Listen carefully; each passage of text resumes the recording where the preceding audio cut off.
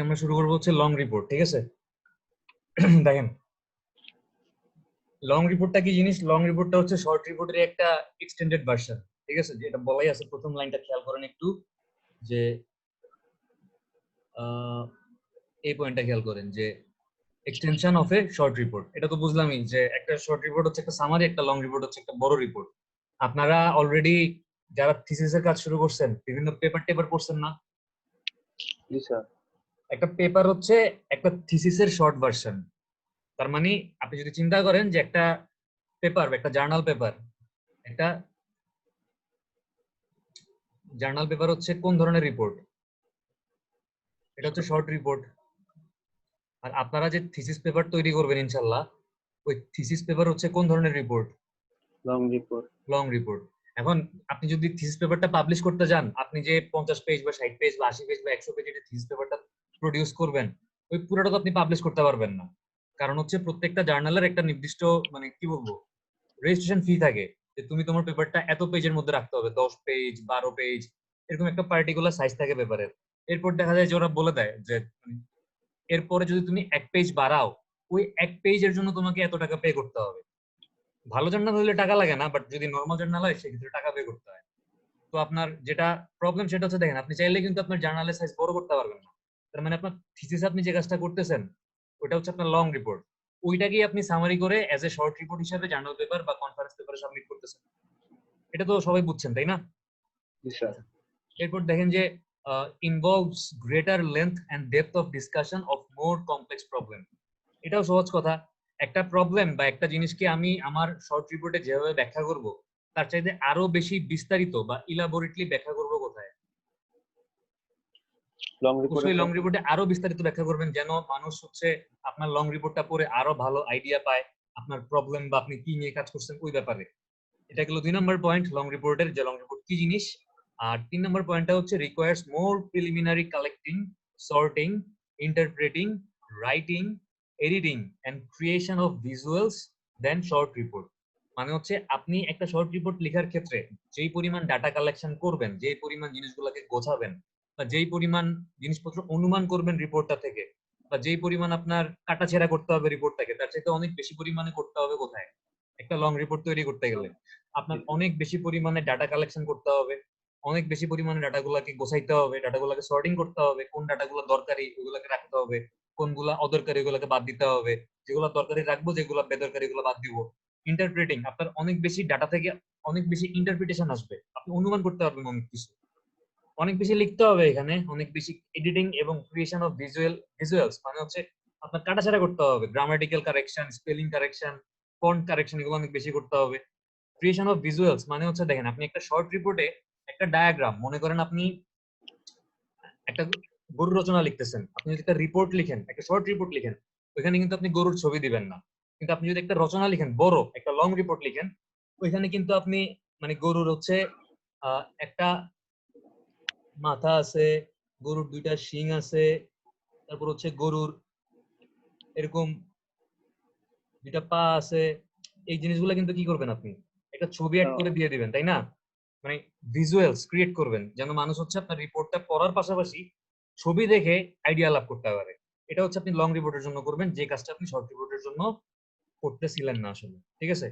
এরপর দেখেন যে mix of informative and persuasive information, মানে হচ্ছে আপনার রিপোর্টের মধ্যে কিছু ইনফরমেশন থাকবে, মানে যেগুলো হচ্ছে মানুষ পড়ে আইডিয়া লাভ করতে পারবে। তা আপনার রিপোর্টটা হবে কিসের? রিপোর্টটা হবে হচ্ছে ইনফরমেশন আর হচ্ছে পারসুয়েসিভ এর একটা কম্বিনেশন। পারসুয়েসিভ মানে হচ্ছে, পারসুয়েসিভ এর ভালো বাংলা হচ্ছে, আমি একটু লিখি,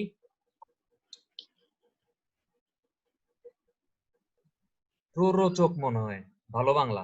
মানে কি, যে হচ্ছে প্ররোচনা করে। তার মানে পারসুয়েসিভ ইনফরমেশন মানে কি, যে ইনফরমেশন গুলো পড়লে কেউ কোনো একটা নির্দিষ্ট দিকে তার আইডিয়াটাকে আপনি কন্ট্রোল করবেন, বা তার আইডিয়াটাকে আপনি ওই দিকে ধাবিত করবেন। এটা তো একটা নেগেটিভ ওয়ার্ড, কাউকে প্ররোচনা করা বা কাউকে হচ্ছে আপনার, আমরা বাংলায় বলি না যে ব্রেইন ওয়াশ করে জঙ্গি বানায় ফেলে? জি স্যার। এই যে এটাই হচ্ছে প্ররোচনা করা, যে কাউকে আপনি ইসলামের সম্পর্কে পজিটিভ কথা না বলে নেগেটিভলি তাকে ব্রেইন ওয়াশ করে তাকে খারাপ দিকে নিয়ে যাচ্ছে। আসলে তো আমাদের ধর্মটা এরকম না, কিন্তু আপনি কি করতেছেন, তার কাছে মানে ভুলভাবে রিপ্রেজেন্ট করতেছেন আমাদের ধর্মটাকে।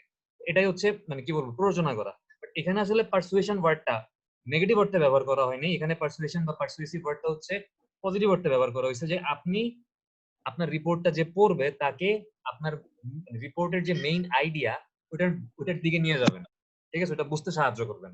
এটাই হচ্ছে কি mix of informative and persuasive information. বোঝা গেছে? জি স্যার। আচ্ছা, এখন আমরা দেখবো যে একটা লং রিপোর্টের স্ট্রাকচার কি হয়। আমরা একটা শর্ট রিপোর্টের স্ট্রাকচার অলরেডি দেখছি।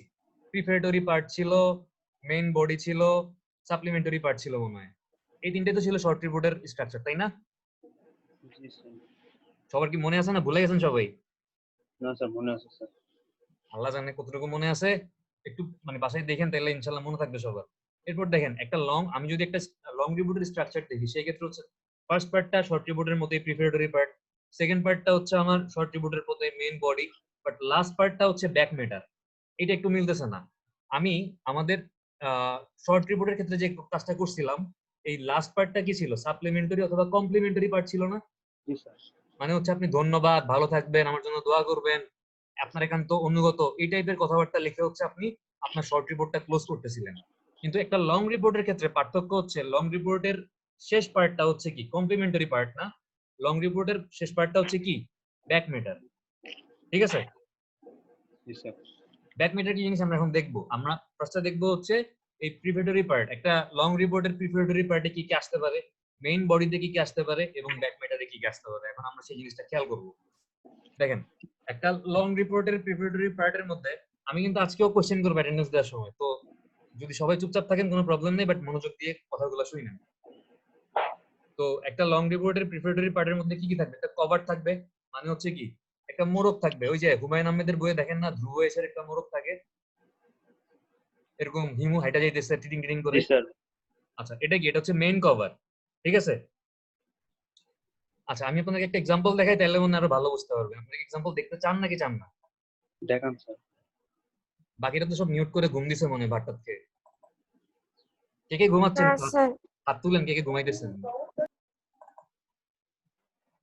এই বন্ধের সময় দুপুরবেলা ভাত খেয়ে ঘুমাইতে খুব ভালো লাগে, তাই না? জি স্যার। অনেক মজা স্যার, ঘুমাতে স্যার।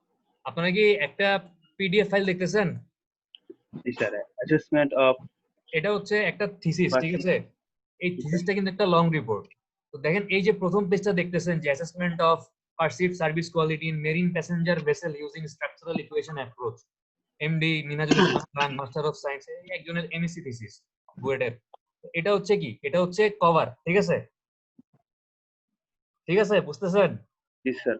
এই কভারের পরে দেখেন আরেকটা সেকেন্ড কভার আছে মেইন কভারটার উপর বেস করে, just a thesis prepared by অমুক আইডিয়া। তো a thesis submitted for the partial fulfillment of the requirement for the degree of Master of Science, অনেক কিছু লিখছে। মেইন কভারের ভিতরে আরেকটু বিস্তারিত যে কভারটা থাকে, ঠিক আছে, এটা কি আরেকটু বিস্তারিত কভার না? এখন যে পেজটা দেখলেন, জি স্যার। মেইন কভারের ভিতরে আরেকটু বিস্তারিত যে কভারটা থাকে ওইটাকে বলা হচ্ছে ফ্রন্ট স্পিচ। ঠিক আছে? স্যার এটা হচ্ছে সেকেন্ড কভারটা যেটা থাকে স্যার। হ্যাঁ, এটা হচ্ছে একটু কি বলবো, এটা হচ্ছে মেইন কভার, মানে যেটা হচ্ছে কভার লেখা শুধু, এটা হচ্ছে কি মেইন কভার। ভিতরে যে ফ্রন্ট স্পিচ এটা কি, এটা হচ্ছে সেকেন্ড কভার বলতে পারেন, বা আরেকটু ডিটেইল ডিটেইল কভার লিখলাম। বুঝবেন না? আচ্ছা, এরপর দেখেন কপিরাইট নোটিশ। ঠিক আছে? আপনি যে আপনি যদি একটা থিসিস লিখেন, তাহলে আপনি লিখবেন যে আপনি আপনার থিসিসটা কোনোখান থেকে কপি পেস্ট করেন নাই, আপনি যা করছেন এটা আপনার নিজের কাজ। এই ধরনের কথাবার্তা যারা মুভি দেখেন, আগে হচ্ছে এরকম ইংলিশ মুভিগুলোর আগে এফবিআই এর একটা নোটিশ আসতো না কপিরাইট সম্পর্কে? জি স্যার। এখানে কেউ মুভি দেখেন না আপনারা? দেখি স্যার। এই যে এফবিআই এর একটা নোটিশ থাকতো না, যে কেউ যদি এটারে সিডি বানায় বিক্রি করে বা কপি পেস্ট করে, তাহলে তার বিরুদ্ধে মামলা দায়ের করা হবে, হাবিজাবি টাইপের কথা হ্যাঁ বলতো না? হ্যাঁ হ্যাঁ। জি স্যার। ওইটা কি কপিরাইট নোটিশ। আপনারা যখন থিসিস প্রডিউস করবেন, আপনার একটা কপিরাইট নোটিশ লিখবেন কি, যে আমরা কোনখান থেকে ডাটা চুরি করি নাই, কপি করি নাই, যা করছি নিজে করছি, আল্লাহর নাম মানে শপথ করে বলতেছি, এরকম একটা কথাবার্তা লিখবেন। আচ্ছা, এখন যদি আপনি নিজে একটা বই লিখেন, আপনি হয়তো এরকমও বলতে, আপনি অথর, আপনি হচ্ছে বইটা মানে বই মেলায় বিক্রি করেন, আপনার বই হচ্ছে নীলক্ষেতে বিক্রি হয়, সেই ক্ষেত্রে আপনি কি বলবেন? আপনি বলে দিবেন যে আমার বই যদি কেউ চুরি করে তার বিরুদ্ধে আমি কি করব? মামলা করব।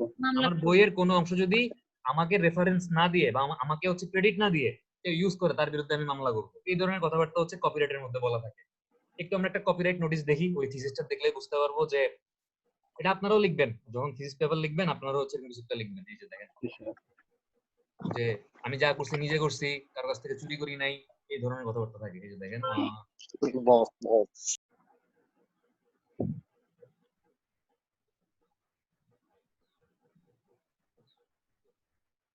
পিডিএফটা আবার দেখতেছেন না সবাই? জি জি sir. Sir. Again, it is thereby declared that except for the content where specific reference have been made to the work of others, the study content in this thesis are the result of investigation carried out by the author under the supervision of Dr. Muhammad Hadiuzzaman, Associate Professor, Department of Civil Engineering, Bangladesh University of Engineering Technology, number এত এত এত। মানে হচ্ছে এখানে কিছু জিনিস যেগুলো হচ্ছে রেফারেন্সে বলা হয়েছে ওই জিনিসগুলো বাদে বাকি কাজগুলো হচ্ছে এই থিসিসের অথর মানে যে লিখছে এবং তার supervisor doctor Mohammad Hadiuzzaman sir, এই দুইজনের কাজ এখানে। মানে তারা হচ্ছে কাজটা কোনখান থেকে কপি পেস্ট করে নাই, তারা নিজেরা কাজটা কষ্ট করে করছে। এই কথাবার্তাগুলো এখানে বলা আছে, ঠিক আছে? জি স্যার। আশা করি বুঝতে পারছেন, এটাই হচ্ছে ওই কপিরাইট নোটিশ বা কপিরাইটের পোর্শনটা। আচ্ছা এবার দেখেন যে আচ্ছা কপিরাইট গেল, একটু দাঁড়ান, আগের স্লাইডটা আসে না কেন?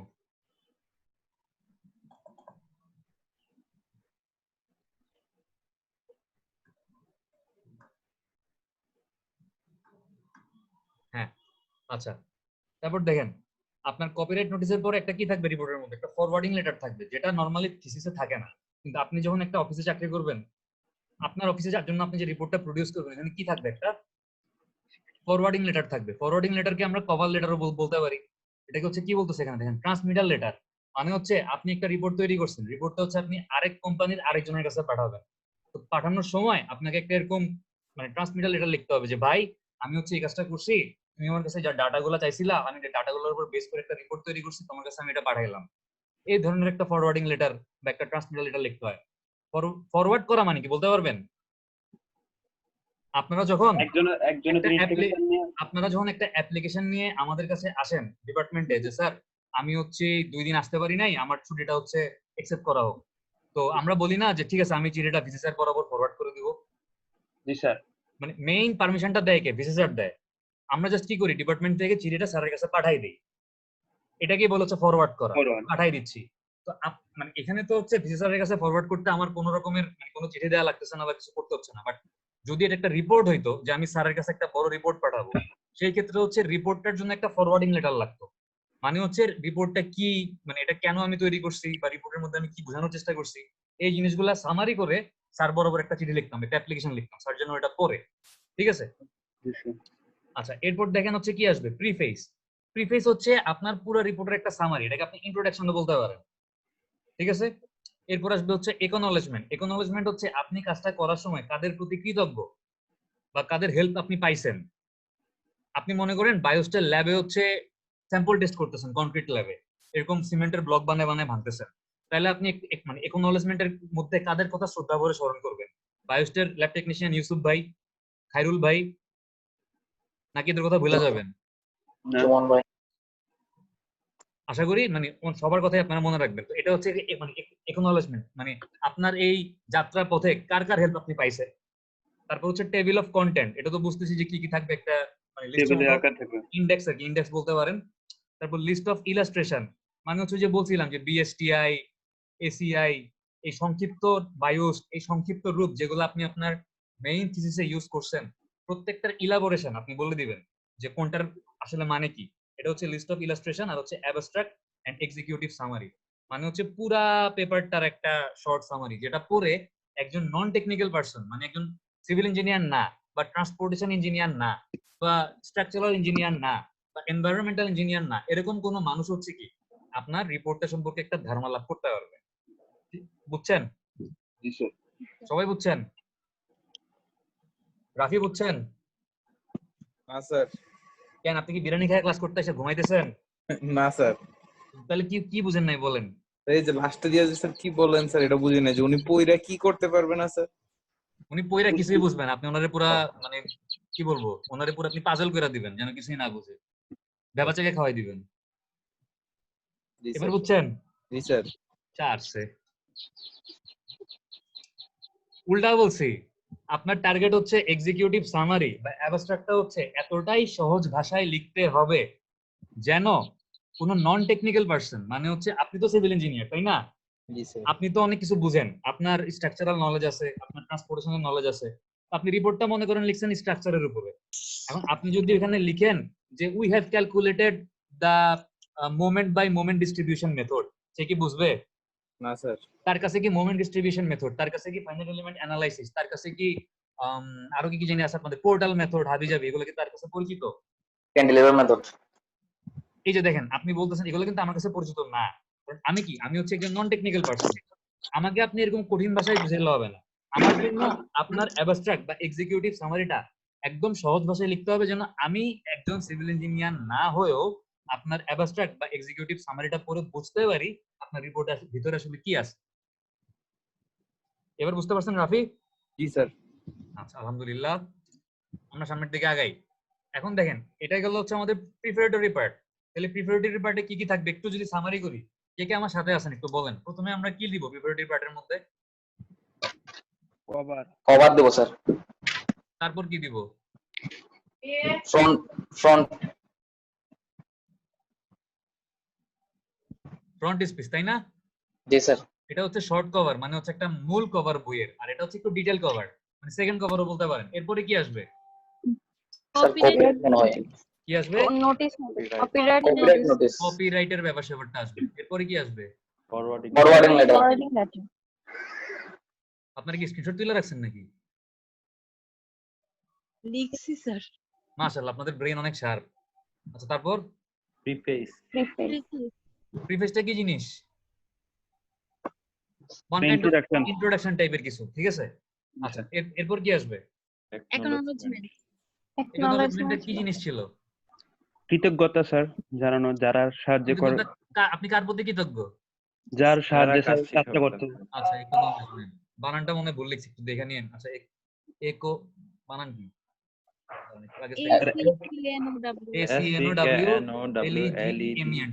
প্রবলেম হচ্ছে বানান আমি লেখার সময় ভুলে যাই, কিন্তু কথা দেখার সময় আবার বানান ঠিকই মনে পড়ে। আপনারা বানান ভুল করেন না, ঠিক আছে? আমি ভুল করলে সমস্যা নাই, আপনারা ভুল করলে সমস্যা আছে। স্যার ভুল করলে আপনি নাম্বার দিয়ে দিন। এজন্য ভুল দিয়ে রাখছি। এজন্য স্যার গোল্লা দিয়ে দেন কতগুলা। আচ্ছা যাই হোক। আচ্ছা এরপরে কি ছিল বলেন? Table of content. Table of content ছিল, হ্যাঁ। এরপর হচ্ছে টেবিল অফ কন্টেন্ট, সংক্ষেপে টিওসি লিখলাম, ঠিক আছে? Table of content. এরপরে কি? List of illustration. List of illustration. তারপরে কি আছে? অ্যাবস্ট্রাক্ট। এক্সিকিউটিভ। অ্যাবস্ট্রাক্ট, অথবা এটাকে কি বলে? Executive. Executive summary. Executive summary, হ্যাঁ ঠিক আছে। আচ্ছা এবার আমরা রিপোর্টের মেইন বডির দিকে ফোকাস করি। রিপোর্টের মেইন বডিতে প্রথমে কি আসবে? ইন্ট্রোডাকশন আসবে। এটা আপনি চাইলে একটা আলাদা প্যারাগ্রাফ হিসেবে ইউজ করতে পারেন, অথবা একটা আলাদা চ্যাপ্টার হিসেবে এটাকে আনতে পারেন। পুরো একটা মেইন চ্যাপ্টার থাকবে ইন্ট্রোডাকশনের উপরে। আপনারা যে থিসিস পেপারটা তৈরি করবেন ওইখানে হচ্ছে একটা চ্যাপ্টারই থাকবে, যে চ্যাপ্টারটার নাম কি হবে? কি হবে দেখেন? ইন্ট্রোডাকশন। হ্যাঁ মনে হয় এরকম কিছুই। আবার ওই পিডিএফটা আসছে না?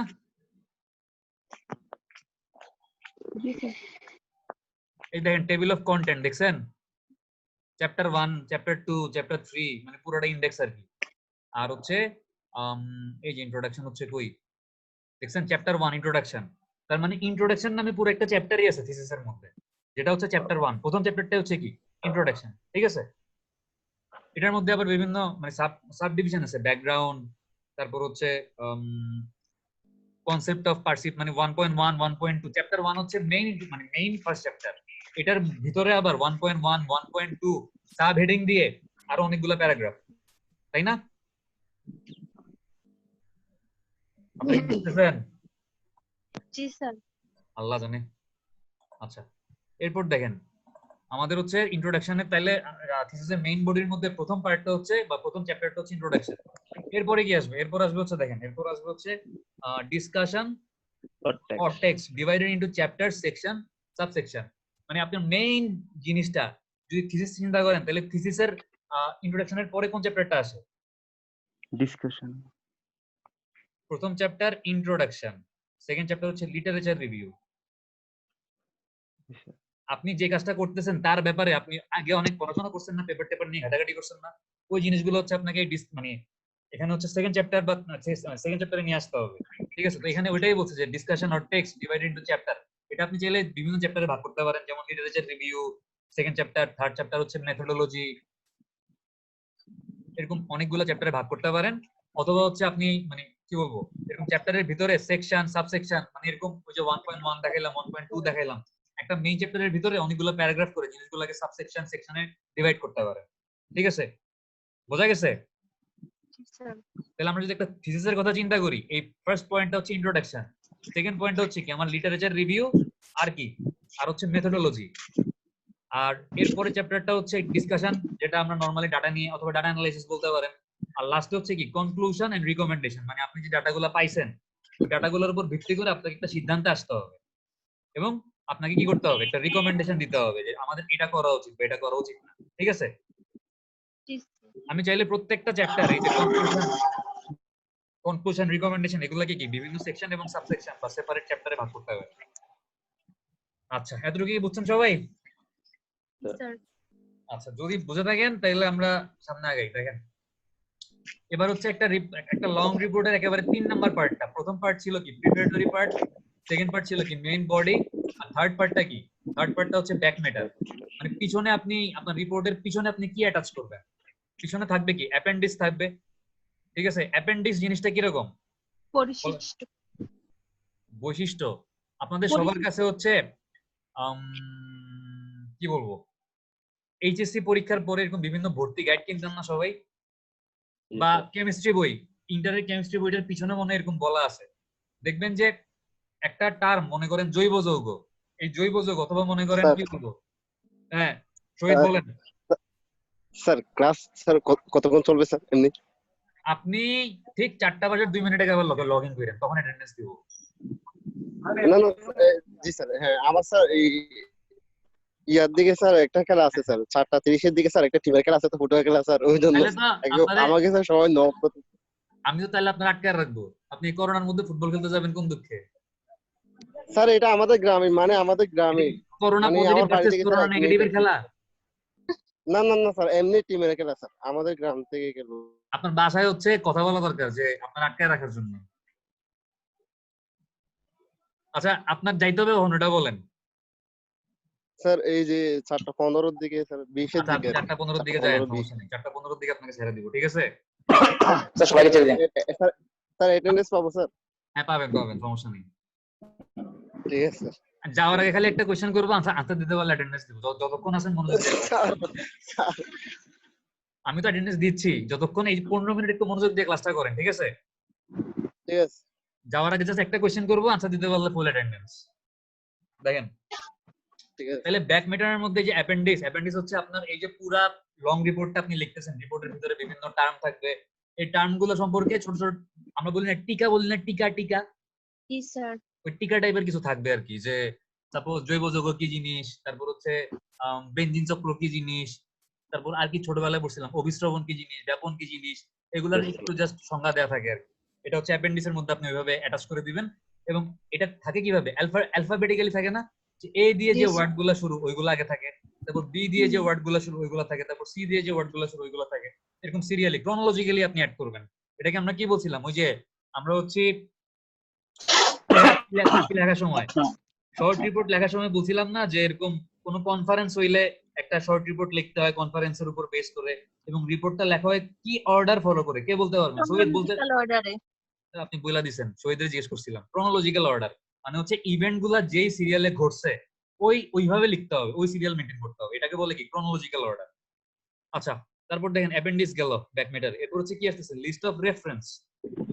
আপনি আপনার এই রিপোর্টটা বা থিসিসটা লেখার সময় আপনি অনেক জায়গা থেকে বিভিন্ন তথ্য এটার মধ্যে ইনক্লুড করছেন না, কোন পেপার থেকে কি ইনফরমেশন নিছেন। মনে করেন আমরা লিখছি যে শহীদ ফুটবল খেলতে,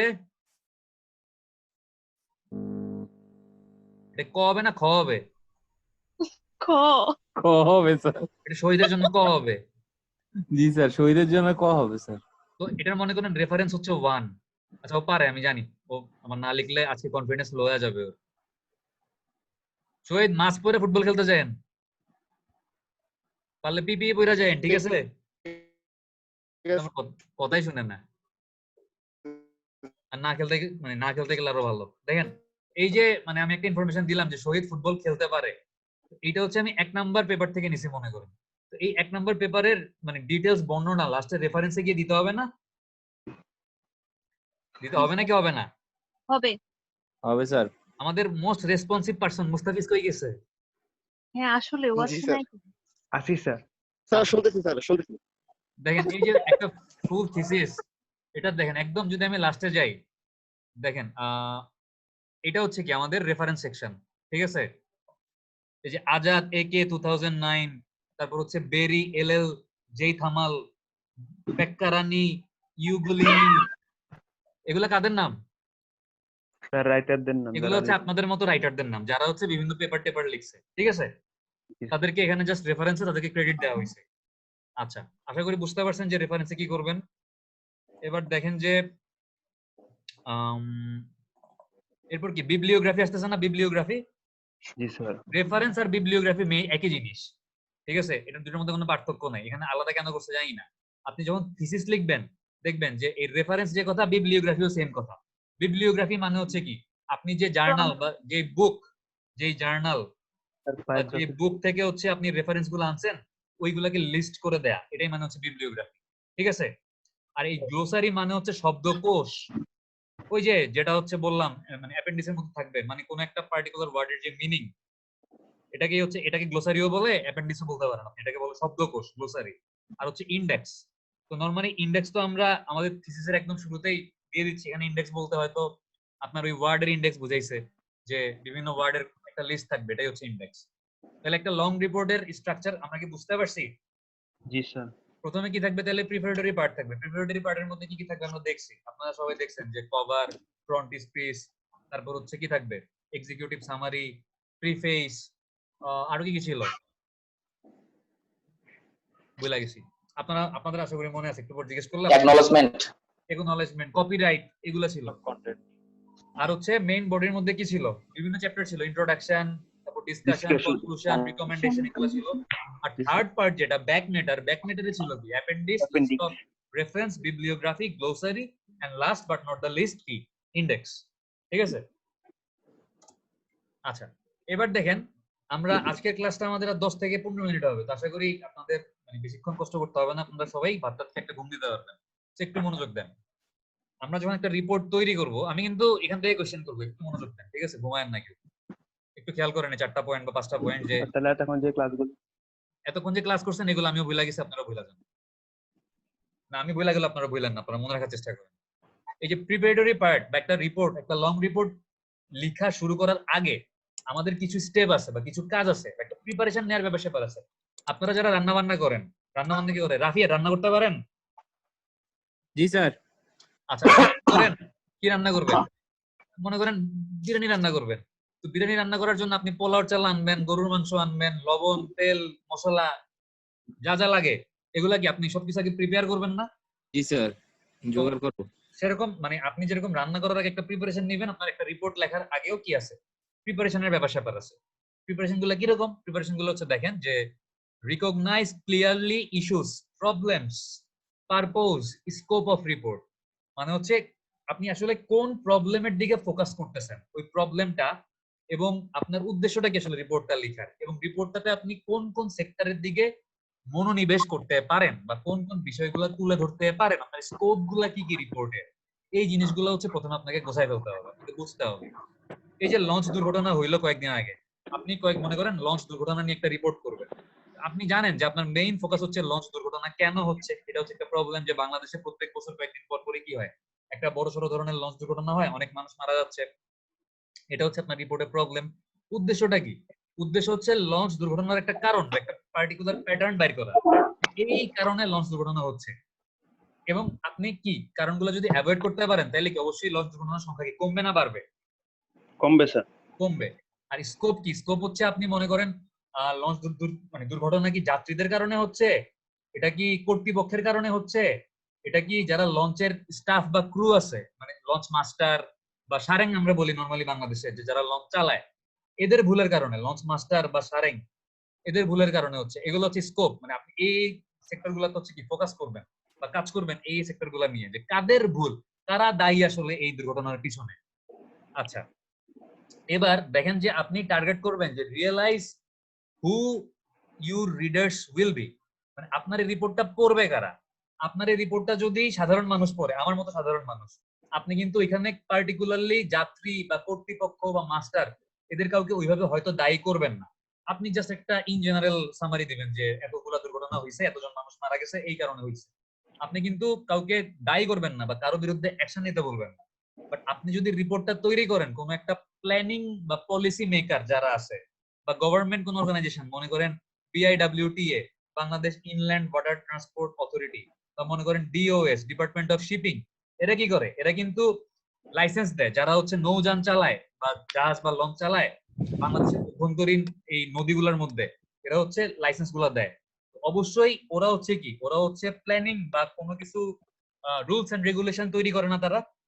তো আমি যদি রিপোর্টটা তাদের বরাবর লিখি, অবশ্যই আমার রিপোর্টটাতে কি হবে, এই 3 ক্যাটাগরির মধ্যে যারা দোষী, যে যাত্রী, তারপর কর্তৃপক্ষ বা মাস্টার, তাদেরকে আমি পার্টিকুলারলি ফোকাস করব যে কারা দোষী, এবং যারা দোষী তাদেরকে কোন ব্যবস্থার আওতায় আনা হইলে দুর্ঘটনার সংখ্যা কমবে, আমি ফোকাস করব। তার মানে হচ্ছে আমার পাঠক কারা হবে এটার উপর বেস করে কিন্তু রিপোর্টটা কেমন হবে এটা ডিপেন্ড করতেছে। বুঝতে পারছেন?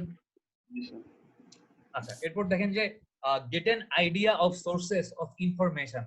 আপনি এই যে দুর্ঘটনাগুলা হচ্ছে, এই দুর্ঘটনাগুলা যদি সামারি করতে চান বা একটা লিস্ট করতে চান যে আমি 2000 সাল থেকে 2020 সাল পর্যন্ত কতগুলা লঞ্চ দুর্ঘটনা হয়েছে, কতজন মানুষ মারা গেছে, কতজন মানুষ নিখোঁজ হয়েছে, কতজন মানুষ আহত হয়েছে, কি পরিমাণ সম্পদের ক্ষয়ক্ষতি হয়েছে, এই জিনিসগুলো আমি কালেক্ট করতে যাচ্ছি।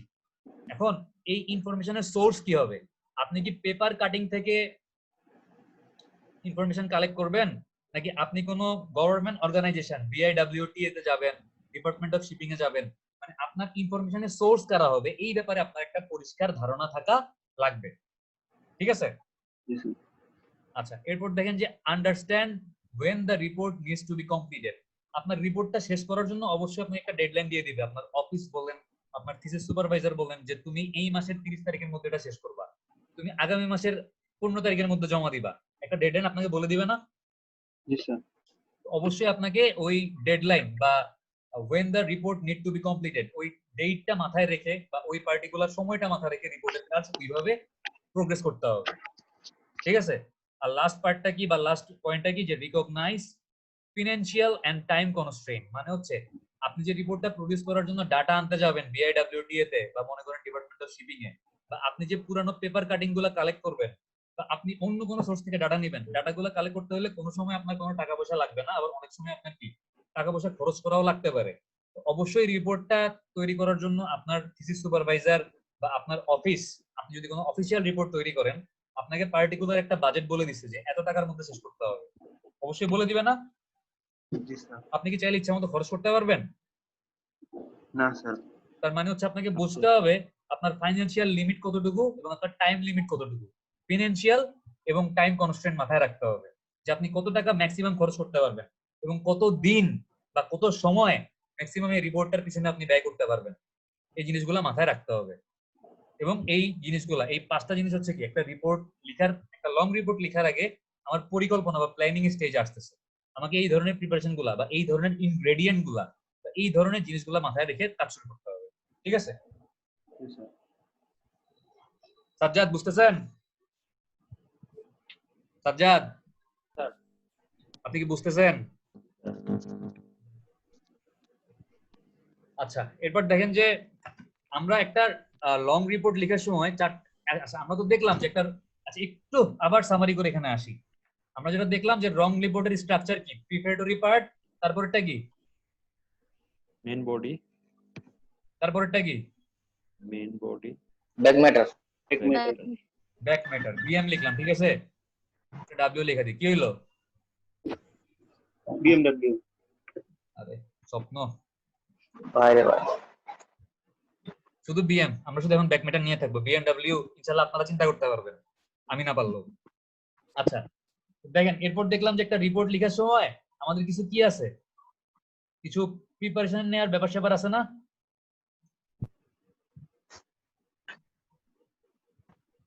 কয়টা ব্যাপার স্যাপার ছিল একটু বলেন তো? কোনটা স্যার? প্রিপারেটরি স্টেপস হ্যাঁ, প্রিপারেটরি স্টেপ কয়টা ছিল? 5টা না? 5টা। 5টা স্টেপ কি কি ছিল? মানে হচ্ছে মেইন প্রবলেম বা মেইন যে আমার মানে যে জিনিসটা নিয়ে আমি রিপোর্টটা লিখবো ওটা সম্পর্কে আমার কি লাগবে? মেইন পুরোটা সম্পর্কে আইডিয়া লাগবে না? তারপরে সেকেন্ড পার্টটা কি ছিল? রিয়ালাইজ। না না না মনে হয়। রিডার কারা ছিল হ্যাঁ, রিডার কারা, এটার দিকে জি ফোকাস স্যার, করতে হবে। ওটা রিয়ালাইজ করতে পারি স্যার। হ্যাঁ। তারপর 3 নাম্বারটা কি? সোর্স। Source of data. সোর্সের ব্যাপারে আইডিয়া থাকতে হবে। 4 নাম্বারটা কি ছিল? শহীদ বলতে পারলে আপনার ছুটি, আর কেউ বলেন না। 4 আর 5 আপনি বলেন শহীদ।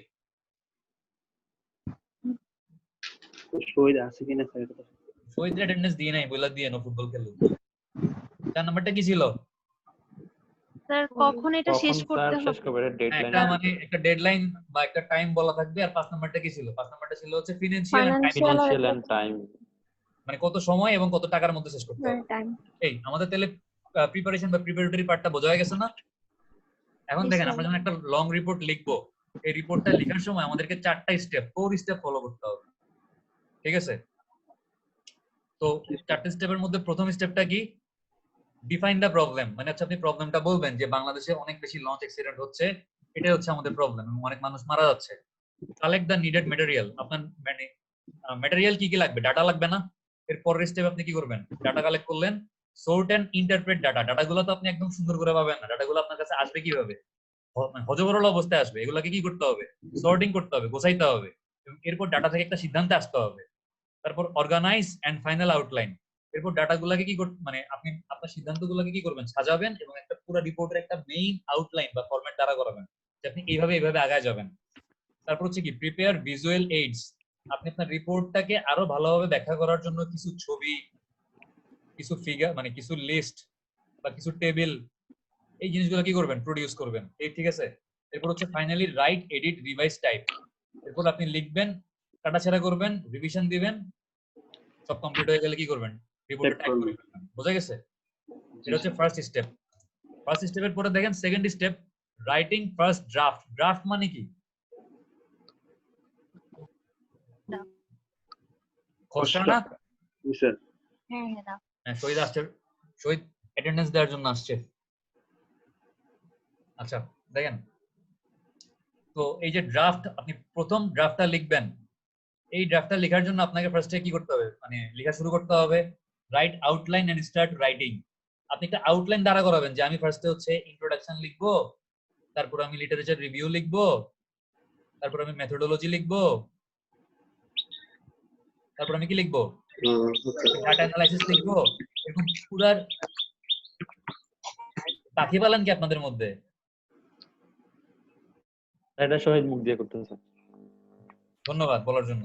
আচ্ছা, এখন আমরা যেটা করব সেটা হচ্ছে রিপোর্টের একটা পুরো আউটলাইন দ্বারা করাবো, ঠিক আছে? আউটলাইনটা দ্বারা করানোর পর আমরা কি করলাম? লেখা স্টার্ট করলাম, স্টার্ট রাইটিং। তারপর হচ্ছে দেখেন সামারি, কনক্লুশন, রিকমেন্ডেশন।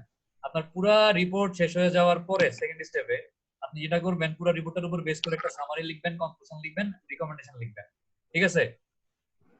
বুঝতেছেন? জি স্যার। আপনার প্রথম ড্রাফট যখন লেখা হয়ে গেছে, আপনার রিপোর্টের ভিতরে কি আছে আপনি জানেন। ওইটার উপর বেস করে আপনি কি করবেন? পুরো রিপোর্টটাকে সামারি করবেন, ওটার কনক্লুশন লিখবেন, ওটার রিকমেন্ডেশন লিখবেন। লাস্টে গিয়ে আপনি কোন চ্যাপ্টারটা লিখবেন? কি করতেছেন লাস্টে গিয়ে? ইন্ট্রোডাকশন। মানে দেখেন আমাদের রিপোর্টে ফার্স্টে তো ছিল প্রিপারেটরি পার্ট, আর মেইন বডির প্রথম চ্যাপ্টার কোনটা ছিল? ফার্স্ট চ্যাপ্টার ইন্ট্রোডাকশন ছিল না? কিন্তু দেখেন আমি কিন্তু ইন্ট্রোডাকশনটা সিরিয়ালি লিখতেছি না, আমি ফার্স্টে হচ্ছে অন্য চ্যাপ্টারগুলো লিখে ফেলতেছি, অন্য চ্যাপ্টারগুলো লেখার পরে গিয়ে কি করতেছি? ইন্ট্রোডাকশনটা লিখতেছি। বুঝতে পারছেন? জি স্যার। কারণ হচ্ছে কি আপনার পুরো রিপোর্টের উপর বেস করে আপনি ইন্ট্রোডাকশনটা লিখবেন, এবং শুধুমাত্র ইন্ট্রোডাকশনই না, এক্সিকিউটিভ সামারি, এটা হচ্ছে কি আপনি আপনার পুরো রিপোর্টের উপর বেস করে লিখবেন, যে অ্যাবস্ট্রাক্ট বা এক্সিকিউটিভ সামারি যেটা আসবে। তারপর কি লেটার অফ ট্রান্সমিটাল, যেটার মাধ্যমে আপনি কি রিপোর্টটাকে আরেকজনের কাছে পাঠাবেন বা ট্রান্সফার করবেন বা ফরওয়ার্ড করবেন। তারপর হচ্ছে কি বিবলিওগ্রাফি, মানে হচ্ছে রেফারেন্স। এন্ড নোট, আর কি table of content, table of figure. Table of content তো বুঝতেছেন?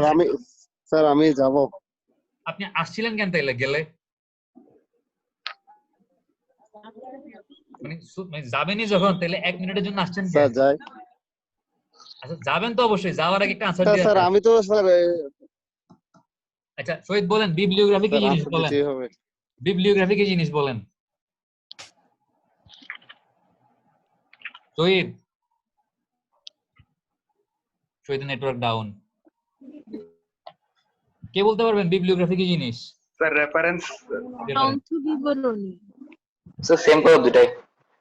রেফারেন্স তো বিবরণী মানে হচ্ছে আপনি যে পেপারটাকে ইউজ করছেন ওই পেপারটার অথর কে, পেপারটা কত সালে পাবলিশ হয়েছে, পেপারটা কোথায় স্যার। প্রকাশিত হয়েছে, কোন জার্নালে প্রকাশিত হয়েছে, পেপারটার ভলিউম কত, পেজ নাম্বার কত, এই জিনিসগুলো হচ্ছে বিবলিওগ্রাফি। ঠিক আছে? আচ্ছা এবার বলেন এখানে একটা এন্ড নোট বলে একটা জিনিস আছে, এই এন্ড নোটটা কি বলেন তো? এন্ড নোট মানে নোটটা অ্যাপেন্ডিক্স। না অ্যাপেন্ডিক্স না। আপনি মনে করেন একটা প্যারাগ্রাফ লিখছেন, এরকম বিভিন্ন কথাবার্তা লিখছেন, লেখা বিশেষ দ্রষ্টব্য ও আচ্ছা, হ্যাঁ হ্যাঁ।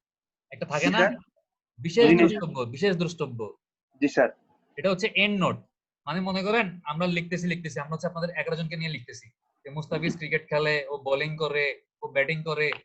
তারপর মনে করেন আমি আরিফকে নিয়ে লিখবো, বাট আপনাকে নিয়ে লিখার পরে বলে দিলাম বিশেষ দ্রষ্টব্য ও ব্যাটিং বোলিং করলেও ও আসলে ফুটবলও খেলতে পারে।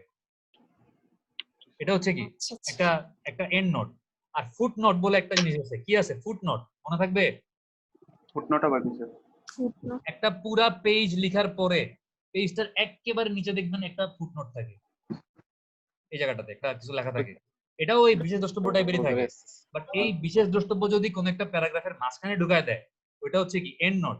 আর যদি একদম নিচে পায়ের কাছে থাকে, মানে আপনি যদি চিন্তা করেন পেজ, পেজের পা কোনটা, একদম নিচে না পেজের পা, জি স্যার। এটাকে বলে কি নোট? ফুটনোট। ফুটনোট। আচ্ছা তাইলে আশা করি বুঝতে পারছেন, আমরা একটু সামনে আগাই। দেখেন এবার হচ্ছে রিপোর্টের থার্ড স্টেপ। কয়টা স্টেপ গেল? দুইটা স্টেপ গেল। থার্ড স্টেপ হচ্ছে আপনি কি করবেন, রিপোর্টটারে এক পাশে ফালায় রাখবেন। ঠিক আছে? কি বলছি? রিপোর্টটাকে এক পাশে ফেলে রাখবো। দেখেন লে, আমি যেটা বলছি এটাই কিন্তু বলছে, দেখেন যে লে a side first draft for several days, মানে হচ্ছে প্রথম ড্রাফট আপনি কয়েকদিনের জন্য এক পাশে রেখে দিবেন, এবং মাঝে মধ্যে অবজেক্টিভলি যখন আপনার মনে হবে একটু দেখি তো, তখন আপনি কি করবেন, রিপোর্টটা খুলে একটু একটু দেখবেন। ঠিক আছে? At the material and identify weakness of the draft, মানে হচ্ছে আপনার হঠাৎ যখন মাথায় কিছু আসবে আপনি তখন রিপোর্টটা খুলে মাঝে মধ্যে দেখবেন, এবং রিপোর্টটাতে কোন জায়গায় মনে হয় একটু উইকনেস আছে, কোন জায়গায় হচ্ছে আরেকটু মানে কারেকশন করলে বা আরেকটু ইমপ্রুভমেন্ট করলে আরো ভালো হয়, এই জিনিসগুলো চিন্তা করে করে আপনি মানে নোট ডাউন করবেন বা এই কাজগুলো আপনি করবেন। এরপর হচ্ছে কি করবেন, ওই চিন্তা বা ওই আপনার মাথায় যে আইডিয়া আসছে ওটার উপর বেস করে রিপোর্টটাকে রিভাইজ করবেন, রিরাইট আবার লিখবেন, ড্রাফটটা আবার নতুন করে লিখবেন। ঠিক আছে? প্রথম ড্রাফটটাকে কি করবেন, তার মানে সহজ কথা হচ্ছে ফার্স্ট ড্রাফটটাকে আপনি কি করতেছেন, এক পাশে দেখি। এক পাশে তো রাখছেন, রাইখা যখন হঠাৎ করে মাথায় কিছু আসছে তখন তো রিপোর্ট আপনি খুলে খুলে দেখতেছেন যে এই জায়গাটা মনে একটু ইমপ্রুভ করলে ভালো হয়। এই যে আপনার আইডিয়াগুলো আসতেছে এগুলোর উপর বেস করে সেকেন্ড স্টেপের একেবারে লাস্টে গিয়ে আপনি কি করতেছেন, আরেকটা ড্রাফট বা সেকেন্ড ড্রাফট তৈরি করতেছেন বা কারেকশন করতেছেন আপনার আগের ড্রাফটটাকে বা প্রথম ড্রাফটটাকে। বোঝা গেছে? আচ্ছা এইবার হচ্ছে ফাইনাল স্টেপ, একেবারে last step, right consistently using harmonious style through out report, মানে হচ্ছে আপনাকে মানে একদম একটা পার্টিকুলার প্যাটার্ন বা একটা হারমোনি মেনটেন করে হচ্ছে রিপোর্টটা শুরু থেকে শেষ পর্যন্ত লিখে ফেলতে হবে। আপনি মনে করেন প্রথম প্যারাগ্রাফ বা ইন্ট্রোডাকশনে কপি পেস্ট করেন নাই, খুব সহজ সহজ সেন্টেন্স ইউজ করছেন, আপনার হালকা পাতলা গ্রামাটিক্যাল মিস্টেক আছে, বাট আপনি সেকেন্ড প্যারাগ্রাফ লিটারেচার রিভিউতে গিয়ে এরকম ব্যাঙের মতো আওয়াজ করতেছেন কে, করত করত করে। হ্যাঁ মুস্তাফিজের ওখানে স্যার ফরহাদ। করত আপনি আওয়াজ করতেছেন? না স্যার। দেখ তোর আড্ডি মাড্ডি ভাঙ্গে দেখছি স্যার। দেখেন স্যার আমার নামে মিথ্যা কথা দিতে বলতেছে। তো গরু গরু আসে আমরা দেখতেছি না উদাই। আমরা আওয়াজ না করি, ঠিক আছে? যে আওয়াজ করতেছিলেন সে কিছুক্ষণের জন্য সাইলেন্ট হয়ে যান। আপনার ব্যাং হয়ে লাভ নাই, আপনার কাছে কোনো মানে কি বলবো, আমি আওয়াজ করি না স্যার, আমি রুমের মধ্যে স্যার, একা রুমের মধ্যে স্যার বসে আছি আরে দরজা বন্ধ করে স্যার, আরে কেউ এসে ডিস্টার্ব না করতে পারে। ও বাপরে। আচ্ছা থ্যাংক ইউ, আপনি অনেক সিরিয়াস, মানে শুনে ভালো লাগলো। আচ্ছা আমরা আওয়াজ করলে প্রবলেম হচ্ছে, আমি হঠাৎ করে মানে খেয়ে আড়াই ফেলি, আপনাদের টাইম নষ্ট হয়, তো আওয়াজ করেন না মাঝখানে। এরপর দেখেন যে কইছিলাম যে মানে একটা কন্টিনিউয়াস প্যাটার্ন ফলো করে লিখতে হবে। আপনি মানে প্রথম চ্যাপ্টারটা খুব মনে করেন যে গ্রামাটিক্যাল মিস্টেক আছে, স্পেলিং আছে, কিন্তু সেকেন্ড চ্যাপ্টারে গিয়ে কোনো গ্রামাটিক্যাল মিস্টেক নাই, খুব কঠিন কঠিন ভোকাবুলারি, কঠিন কঠিন ওয়ার্ড ইউজ করে লিখছেন। তাহলে যে পড়বে সে কিন্তু বুঝতে পারবে যে পুরো রিপোর্টটা আপনি নিজে লেখেন নাই, আপনি কপি পেস্ট করছেন মাঝখানের একটা অংশ। আপনার লেখার প্যাটার্ন বা আপনার সেন্টেন্স মেকিং এর প্যাটার্ন সিমিলার হইতে হবে পুরো রিপোর্টের শুরু থেকে শেষ পর্যন্ত। তারপর দেখেন যে use either double or single spacing more popular in recent year. Single বা ডাবল স্পেসিং মানে কি বুঝেন? না কেন বুঝেন না? কি জানি? দেখেন এখন আমরা যেই স্লাইডটা দেখতেছি, এই স্লাইডের এই লাইনের সাথে এই লাইনের গ্যাপ কি বেশি না? ও আচ্ছা, এই লাইনের সাথে এই লাইনের গ্যাপ করতে একটা সিঙ্গেল স্পেসিং। এই যে চারটা লাইন বা এই যে সবগুলা লাইন, এগুলোর মধ্যে স্পেসিং কি সমান না? জি স্যার। এগুলো হচ্ছে সিঙ্গেল স্পেসিং, প্রত্যেকটার মধ্যে একটা করে আপনি এন্টার প্রেস করছেন। আর এগুলা কি দুইটা ডাবল স্পেসিং না? জি স্যার। এটা হচ্ছে আপনি ওয়ার্ডে আপনার এন্টার দেওয়া লাগে না, আপনি লিখার পরে অটোমেটিক চাইলে স্পেসিং 1 দিলে হচ্ছে সিঙ্গেল স্পেসিং হয়ে যায়, স্পেসিং 2 দিলে কি হয় ডাবল স্পেসিং হয়ে যায়, অটোমেটিক এটা করতে পারবেন ওয়ার্ডে। আচ্ছা, তো দেখেন এরপর হচ্ছে আপনি মানে লেখার সময় আপনাকে হচ্ছে এই 4 নম্বর স্টেপে গিয়ে যখন আপনি টাইপ করতেছেন, আপনাকে হচ্ছে মাথায় রাখতে হবে হয় আমি সিঙ্গেল স্পেসে লিখবো নাহলে কি কি স্পেসে লিখবো? Double space. ডাবল স্পেসে লিখবো। এখন সিঙ্গেল স্পেস কই দিবেন, ডাবল স্পেস কই দিবেন? Always double space between paragraph before and after quotation, visual aid and footnote. এর মানে হচ্ছে আপনি যখন অনেকগুলা প্যারাগ্রাফে ভাগ করতেছেন আপনার পুরো রিপোর্টটাকে, যে ভূমিকা, তারপর হচ্ছে বর্ণনা, এরকম উপসংহার, তো একটা প্যারাগ্রাফ থেকে আরেকটা প্যারাগ্রাফের মাঝখানে আপনাকে কি ইউজ করতে হবে? ডাবল স্পেসিং ইউজ করতে ডাবল হবে। স্পেসিং। কিন্তু প্যারাগ্রাফের ভিতরের লাইন মানে নিজের মধ্যে কি থাকবে? সিঙ্গেল স্পেসিং থাকবে। আচ্ছা, এবং একটা প্যারাগ্রাফের শুরুতে এবং তার শেষে যদি মানে এটা তো বললাম ডাবল স্পেস থাকবে। মনে করেন আপনি আপনার প্যারাগ্রাফের মধ্যে একটা ইউজ করছেন কোটেশন, যে কবিগুরু রবীন্দ্রনাথ বলেছেন মন দিয়ে পড়াশোনা করো আর নাইলে কি ভিক্ষা করো। তো এই যে আপনি কবিগুরু রবীন্দ্রনাথের একটা কবিতা বললেন, এই কবিতাটা আপনি একটা কোটেশনের মধ্যে ইউজ করবেন না? জি স্যার। তাহলে আপনি কি করবেন, যে কবি গুরু রবীন্দ্রনাথ বলেছেন বইলা আপনি এই কোটেশনের শুরুতে একটা ডাবল স্পেসিং দিবেন, এবং এই কোটেশন শেষ করার পর কি করবেন, আরেকটা লাইন শুরু করার আগে এখানে একটা ডাবল স্পেসিং দিবেন। বুঝতে পারছেন? জি স্যার। আচ্ছা, এরপর হচ্ছে যদি আপনি কোনো এরকম হঠাৎ করে একটা ভিজুয়াল এইড বা একটা ফিগার অ্যাটাচ করেন আপনার রিপোর্টে, ওই ফিগারটার আগে কি থাকবে? ডাবল স্পেসিং থাকবে। যদি কোনো ফুটনোট ইউজ করেন মানে হচ্ছে একদম লাস্টে এরকম বিশেষ দ্রষ্টব্য অ্যাড করেন, তাহলে তার আগে আপনাকে ডাবল স্পেসিং ইউজ করতে হবে। ক্লিয়ার? জি স্যার। আল্লাহ আল্লাহ জানে। তারপর দেখেন in single space report paragraph may be indented or begin at the left margin. মানে হচ্ছে ইনডেন্টেড মানে হচ্ছে সরায় দেয়া, কোনো কিছুকে চাপায় দেয়া। আমরা যখন রিপোর্ট লিখবো এরকম সিঙ্গেল স্পেস বা কোনো একটা প্যারাগ্রাফ শুরু করবো, তখন আমাদের লেফট মার্জিন মানে এই লাইনগুলো শুরু হবে কোথা থেকে? এই বাম দিকের মার্জিন থেকে শুরু হবে। দেখেন এই লাইনগুলো সবগুলো বাম দিকের মার্জিন থেকে শুরু হয়েছে না?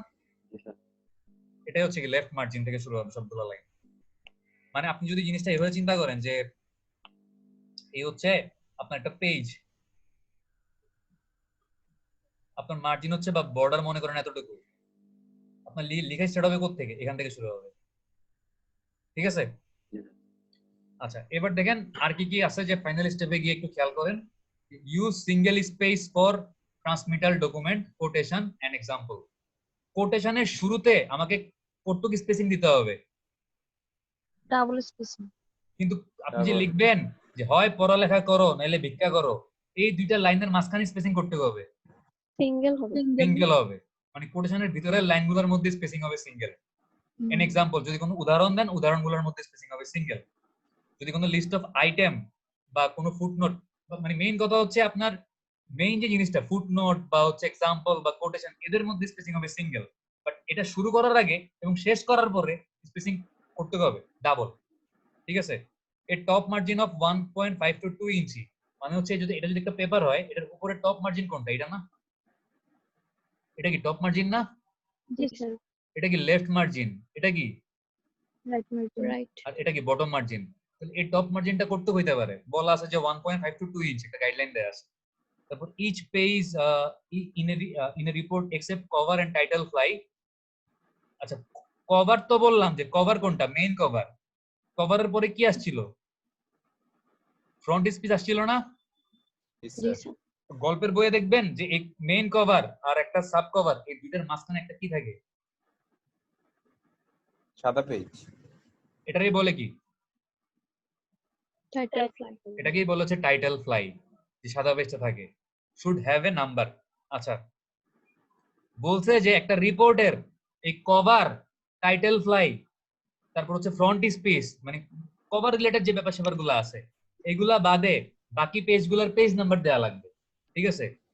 আপনি এই যে acknowledgement, list of table, index, এগুলার জন্য পেজ নাম্বার দিবেন হচ্ছে রোমান হরফে।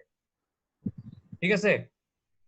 এই যে দেখেন, small roman numerals for preparatory page. এই প্রিপারেটরি পেজের মধ্যেই তো হচ্ছে আমার অ্যাবস্ট্রাক্ট, তারপর acknowledgement, list of figure, executive summary, এগুলো কোন পার্টে আসছিল? প্রিপারেটরি পার্টে আসছিল না? কপিরাইট নোটিস, এগুলো কোন পার্টে আসছিল? তার মানে প্রিপারেটরি পার্টের পেজ নাম্বার দিবেন কোন হরফে? রোমান হরফে, রোমান নিউমেরাল। আর এরপর দেখেন যে an Arabic number for the supplemental sheets। এরপরে আপনার যত পেজ নাম্বার দেয়া লাগবে সবগুলা দিবেন কিসে? কিসে দিবেন? এবার বলেন, অ্যারাবিক নাম্বার সবাই লিখতে পারেন? না। জি স্যার, ওয়ার্ডের মধ্যে থাকে তো স্যার, কোন জায়গায় জানি। এভাবে 1 2 3 4 লিখতে পারেন না? জি স্যার। এটা তো এটাই হচ্ছে অ্যারাবিক নিউমেরাল। ঠিক আছে? জি স্যার। এটা আমি জানতাম না, এটা আমাকে কে শিখাইছে বলেন? জানি না। মোস্তফা আপনাদেরই একজন স্যার আমাকে শিখাইছে এটা। তামজিদ স্যার। মানিক স্যার। ও মাই গড। এসব ব্যাপারে মানিক স্যার থেকে ওস্তাদ আর কে আছে বলেন ভাই? ওস্তাদ মানে আমিও এটা দেখে কনফিউজড হয়ে গেছিলাম যে অ্যারাবিক নাম্বার তো জীবনে দেখি নাই। পরে উনি বলছিল যে না, মানে এটাকে আসলে আমরা যে 1 2 3 4 লিখি এটাকে কি বলে? এটাকেই বলে হচ্ছে অ্যারাবিক নিউমেরাল। ঠিক আছে? বুঝতে পারছেন? জি স্যার। আচ্ছা, এবার দেখেন স্যার তা শেষ নাই আজকে এখনো। আর দুইটা পেজ। চোখে দুই পাতায় সিঙ্গেল স্পেস হয়ে যেতেছে আর না স্যার। আচ্ছা, তাহলে আজকে আমি জাস্ট একটু একটা রিপোর্টের এক্সাম্পল দিয়ে শেষ করে দিই, মানে দেখাই। এই যে বললাম রোমান নিউমেরিক্যাল, আরেকটা কি কিউ numerical, sorry numeral, arabic. Arabic. দেখেন আপনিরা এই যে এটা একটা রিপোর্টের প্রিপারেটরি পার্টে কি বলছে? প্রিপারেটরি পার্টের cover, title fly, front speech, এগুলোতে কোনো নাম্বারিং থাকবে না বলছে না? জি স্যার। দেখেন এই কভারে কোনো নাম্বারিং আছে? নিচে দিয়ে খেয়াল করেন তো, না স্যার। এখানে কোনো নাম্বার আছে? নাই। তারপর দেখেন এটা হচ্ছে আমার ফ্রন্ট স্পিচ, এখানে কোনো নাম্বার আছে? না স্যার। তারপর এটা মনে করেন এই টাইটেল ফ্লাই, সাদা পেজ, এখানে কোনো নাম্বার আছে? না স্যার। এখানে কোনো নাম্বার নাই। তারপর এই দেখেন এখান থেকে নাম্বারিং শুরু হইছে, এই প্রিপারেটরি রোমান পার্ট। চলে আসছে। এগুলা কোন হরফ? এগুলো রোমান হরফ না? জি স্যার। এই রোমান হরফ পুরা preparatory part, page number 3, page number 4, সবগুলা রোমান হরফ। টেবিল অফ কন্টেন্টও কিন্তু প্রিপারেটরি পার্ট, আমরা দেখছি সব রোমান হরফ। স্যার এইগুলো অ্যারাবিক স্যার, নাম্বারগুলো। হ্যাঁ, যেগুলো 1 2 3 4 এগুলো অ্যারাবিক, এগুলো তো নরমাল। তারপর দেখেন আমি পেজ নাম্বারের কথা বলতেছি। তারপর এই যে চ্যাপ্টার 1 শুরু হইলো, আমাদের রিপোর্টের মেইন বডি শুরু হয়ে গেছে না? জি স্যার। দেখেন এখান থেকে 1 শুরু হইছে, দেখছেন পেজ নাম্বার 1। আমি বুঝতে তো মনে পারছেন? হচ্ছে অ্যারাবিক স্টাইলে লেখা স্যার। এগুলো হচ্ছে অ্যারাবিক নিউমেরাল। ঠিক আছে? জি স্যার। যদি সন্দেহ থাকে ক্লাস শেষ হওয়ার পরে গুগলে অ্যারাবিক নিউমেরাল লিখে সার্চ দিবেন, দেখবেন কি আসে। স্যার বায়োতে লেখা যাবে যে অ্যারাবিক পারি? না, বায়োতে লেখা যাবে না। কোরআন শরীফ তো পড়তে পারেন, জি স্যার, ওটা তো পারি। কিন্তু কোরআন শরীফ তো অর্থ বুঝে পড়তে পারি না। বা আমি যদি আপনাকে বলি যে আমার সাথে আরবিতে কথা বলেন, বলতে পারবেন? না স্যার। ওই কাইফা হালুকা ওটুক পর্যন্তই আমাদের দৌড়, কাইফা হালুকা। আমি খাইবি। অথবা উস্তাদ তালাম তাদি মাফি, একটু কি বলতে পারি? আর তো বেশি কিছু বলতে পারি না। জাযাকাল্লাহ। জাযাকাল্লাহ খায়রুন, আর কিছু বলতে পারেন? আসসালামু আলাইকুম পারি স্যার। তাইলে লিখা যাবে না। ঠিক আছে, ওই লিখবেন যে হিন্দি সিরিয়াল দেখে হিন্দি বলতে পারেন। পারি না। আচ্ছা, তাইলে আমাদের ক্লাস এতটুকু শেষ, আমি রোল কল করি। আপনাদের রাত্রেবেলা ট্রান্সপোর্টেশন ক্লাসে 2টা অঙ্ক করাবো, ক্যালকুলেটর নিয়ে আসেন সবাই। ঠিক আছে? মানে হাতের কাছে একটা মোবাইল রাখছেন at least. G sir, calculator নাই। আজকে 2টা অঙ্ক করব। গান করে দিতে হবে। ল্যাপটপ দিয়া মানে ক্লাস করতেছেন, ল্যাপটপে ক্যালকুলেটর আছে না? ল্যাপটপ নাই। আর যদি ল্যাপটপ নাই, মোবাইল দিয়া তো জুমে ক্লাস করেন, মোবাইল দিয়ে ক্লাস করেন না? মোবাইলে হচ্ছে গুগলে ঢুকা সায়েন্টিফিক ক্যালকুলেটর লেখা সার্চ মারবেন, দেখবেন মানে মোবাইলে গুগল দিয়েও ক্যালকুলেশন করা যায়। জি স্যার। দাঁড়ান।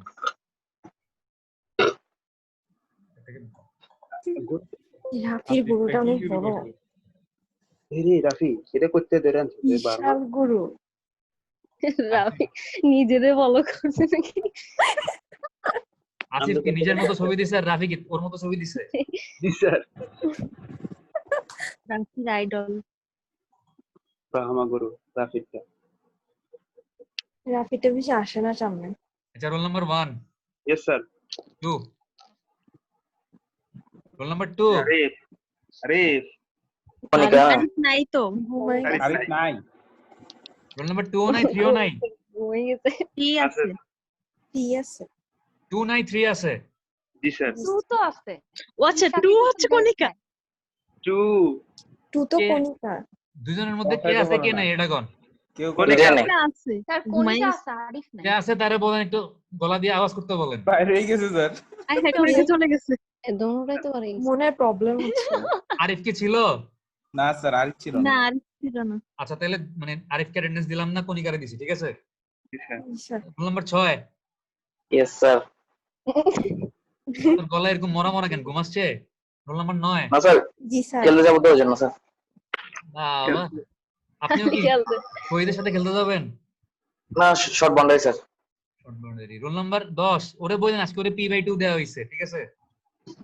কারণ ওর আগে এরকম অনেকগুলো আরেকটা অ্যাটেন্ডেন্স হচ্ছে এরকম মার্ক করা ছিল, দুইটা মিলায় ওর একটা অ্যাবসেন্ট হয়ে গেছে, ওরে বললেন P/2। ওরে বললেন এরপর থেকে ক্লাস করতে রেগুলার, আর এরকম ফাঁকিবাজি না করতে। Roll number 11 yes sir. 9 ও কিন্তু ইয়েস আসছে। আসছে। এখন আসছে গো পড়ো। রোল নাম্বার 12 স্যার 15 আমারই দিল না।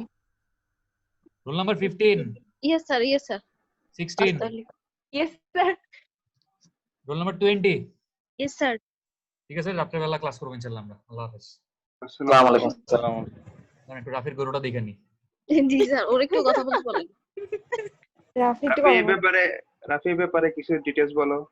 রাফি সালাম দে। এটা তো পুরো অস্ট্রেলিয়ান, মানে অস্ট্রেলিয়ান। রাফিক কই? রাফিক দিয়েছে স্যার এটা না। ব্রাহ্মা গুরু স্যার। ব্রাহ্মা স্যার। ড্রামা। এই যে আরেকজন তিজিস আসছে গরু নিয়ে আসছে। এই জন্যই তো বলতেছি রাফি এত ড্রামা করে। ঠিক আছে, আমরা রাফির গরু দেখছি। আল্লাহ হাফেজ সবাই। আসসালামু আলাইকুম।